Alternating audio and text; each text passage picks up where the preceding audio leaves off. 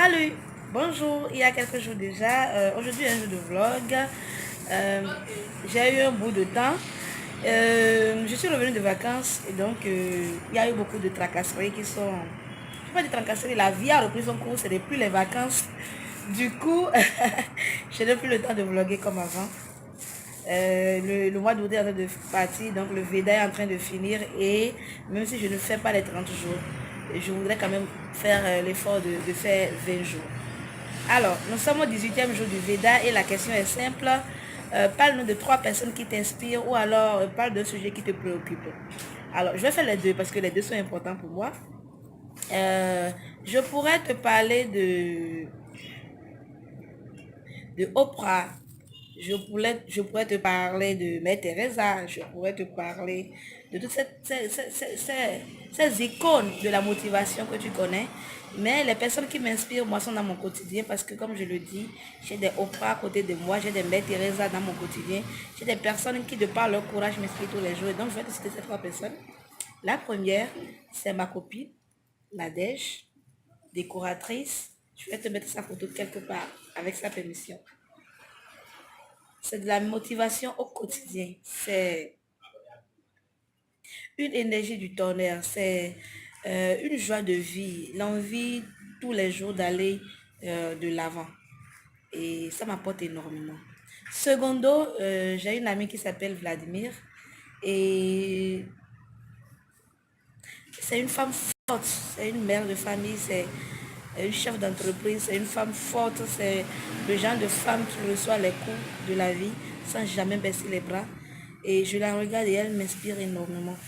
Non que je voudrais prendre les coups de la vie, mais c'est pas le genre qui s'appuie sur son sort, qui se plaint en point finir, qui raconte sa vie à tous ceux qui veulent bien lui prêter attention, non. C'est le genre de femme battante et j'admire et je respecte ça énormément. La troisième personne, j'ai gardé le meilleur pour la fin. Pas que j'ai gardé le meilleur pour la fin. Une personne qui m'inspire énormément, c'est mon grand frère. Il s'appelle Parfait. C'est d'ailleurs l'unique frère que j'ai. Et depuis quelques années que je n'ai plus de papa parce que mon père est décédé. Il est comme mon père. Déjà, même quand mon père vivait, il était un peu comme mon père. Parce qu'il était là. Il est là pour moi. Il est là pour moi. Pour te donner un exemple, je dis n'importe quoi. Hein. C'est-à-dire que si Jean, par exemple, Jean, demain, je devenais comme Jean, une autre professionnelle du sexe, je devenais quelque chose, je devenais une personne dont ma société ne voudrait plus, si je devenais quelqu'un que personne ne voudrait, eh bien mon frère serait toujours avec moi. Il serait toujours avec moi, il me suivrait partout et il ferait tout ce qu'il peut pour que je m'en sorte. Je le respecte énormément. Du coup, il occupe une place spéciale dans ma vie. Je n'arrive même pas à faire quelque chose d'important sans l'aviser, prendre son avis. Parce que il est là pour moi. C'est ça en fait. Pour moi, l'amour, c'est pas dans les mots, c'est dans les actes. Il est là pour moi. Je sais qu'il est là pour moi. Pas seulement quand je brille, pas seulement quand je produis des trucs positifs, pas seulement dans ces cas-là. Même quand je fais des trucs qui pourraient... pas qu'il ne se fâche pas, non. C'est peut-être l'une des personnes qui se fâche le plus contre moi. Mais je sais qu'il m'aime. Et que où que je sois dans les bons mauvais moments, il sera avec moi. Et c'est très enthousiasmant. Et donc, pour parler aussi de quelques de sujets qui me touchent à cœur, qui me révoltent un peu, c'est la place que la société donne, pas la société, que ma société donne à la femme. Ça peut avoir l'air d'une discussion redondante, mais c'est comme si les femmes étaient, je sais pas, je ne veux pas faire des débats qui auront l'air de débats déjà faits, mais je te donne un exemple. Il y a quelques temps, il y a quelques jours, j'ai fait un voyage. Bon, voilà, j'étais en vacances, donc j'ai roulé moi-même ma voiture à l'intérieur du pays sur 400 km environ. Eh bien, figure-toi que finalement, je n'en parle même pas. Je ne veux même pas en parler parce que les personnes qui sont informées, elles sont plus dans oh, bah, tu es une personne irresponsable. Comment tu peux prendre ta voiture et rouler 400 km? Elles sont plus dans l'accusation que dans la félicitation, dans le waouh, waouh, tu peux y arriver. ils sont plus dans l'accusation que dans la félicitation. Et du coup, moi-même, je n'en parle pas. Et il y a beaucoup de sujets comme ça. C'est comme si...